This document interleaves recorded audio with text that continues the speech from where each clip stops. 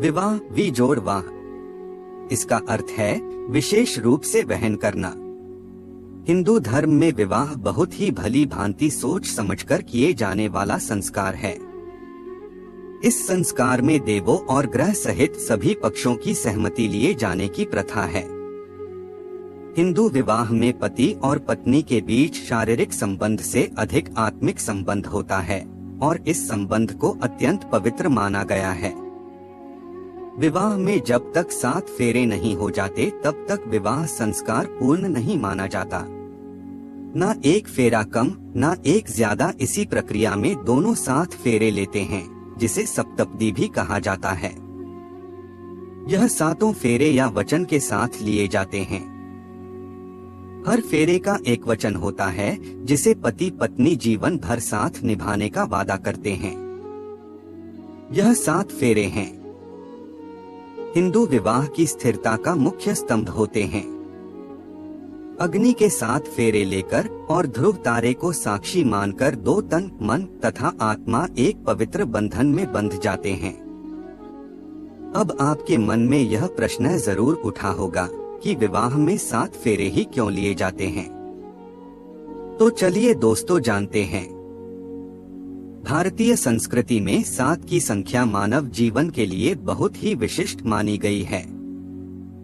संगीत के 7 सुर, इंद्रधनुष के 7 रंग, 7 दल, 7 समुंदर, 7 ऋषि, सतलोक, 7 चक्र, सूर्य के 7 घोड़े, शब्द रश्मि, सप्तधातु, सप्तप्री, 7 तारे, सप्तदीप, 7 दिन, मंदिर या मूर्ति के 7 परिक्रमा आदि का उल्लेख हमारे धर्म पुराणों में किया जाता है। इसलिए विवाह के समय 7 फेरों का महत्व है। तो चलिए अब जानते हैं 7 वचन जो विवाह समय पति द्वारा पत्नी को दिए जाते हैं। पहला वचन, तीर्थ व्रतोद्यापन यज्ञ कर्म मया सहैव प्रिय वयं कुर्या वामांग माया में तदा त्वदीयं ब्रवीति वाक्यं प्रथम कुमारी।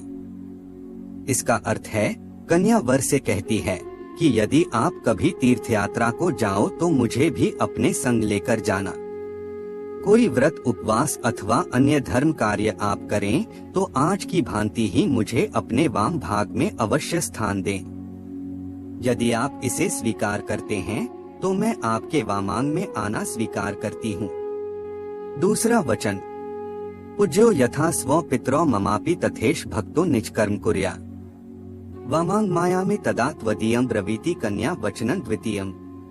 कन्या वर से दूसरा वचन मांगती है कि जिस प्रकार आप अपने माता पिता का सम्मान करते हैं उसी प्रकार मेरे माता पिता का भी सम्मान करें तथा कुटुंब की मर्यादा के अनुसार धर्मानुष्ठान करते हुए ईश्वर भक्त बने रहें तो मैं आपके वामांग में आना स्वीकार करती हूँ। तीसरा वचन, जीवन अवस्थात्रये पालना कुर्या वामांगन्यामिद्दा त्वदीयं ब्रवीति कन्या वचनं तृतीय। तीसरे वचन में कन्या कहती है कि आप मुझे यह वचन दें कि आप जीवन की तीनों अवस्थाओं में युवावस्था, प्रौढ़ावस्था, वृद्धावस्था में मेरा पालन करते रहेंगे तो ही मैं आपके वामांग में आने को तैयार हूँ।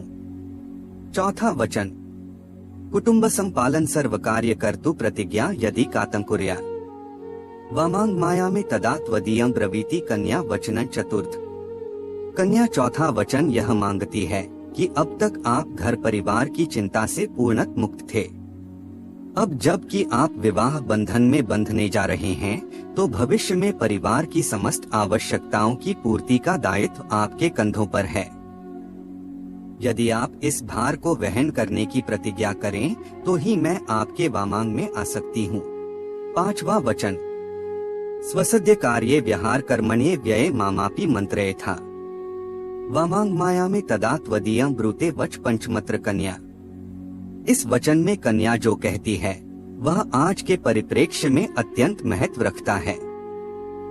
वह कहती है कि अपने घर के कार्यों में लेन देन अथवा अन्य किसी हेतु खर्च करते समय यदि आप मेरी भी मंत्रणा लिया करें तो मैं आपके वामांग में आना स्वीकार करती हूँ।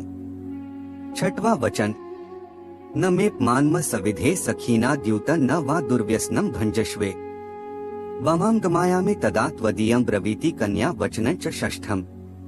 अर्थात कन्या कहती है कि यदि मैं अपनी सखियों अथवा अन्य स्त्रियों के बीच बैठी हूँ, तब आप वहाँ सबके सम्मुख किसी भी कारण से मेरा अपमान नहीं करेंगे।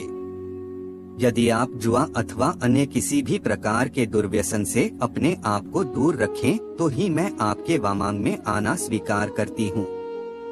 7वां वचन, परस्त्रिय मातुस्मा समीक्ष्य स्नेह सदा चेन्मयी कांतकुर्या। वामांग माया में तदा त्वदीय ब्रूते वच सप्त मंत्र कन्या। अंतिम वचन के रूप में कन्या यह वर मांगती है कि आप पराई स्त्रियों को माता के समान समझेंगे और पति पत्नी के आपसी प्रेम के मध्य अन्य किसी को भागीदार न बनाएंगे। यदि आप यह वचन मुझे दें, तो ही मैं आपके वामांग में आना स्वीकार करती हूँ। तो मित्रों, यह थी विवाह के 7 वचनों के बारे में जानकारी। अगर इस प्रस्तुति में किसी प्रकार की त्रुटि रह गई हो तो हमें क्षमा करें। और आज की यह प्रस्तुति आपको कैसे लगी कमेंट में जरूर बताएं। धन्यवाद।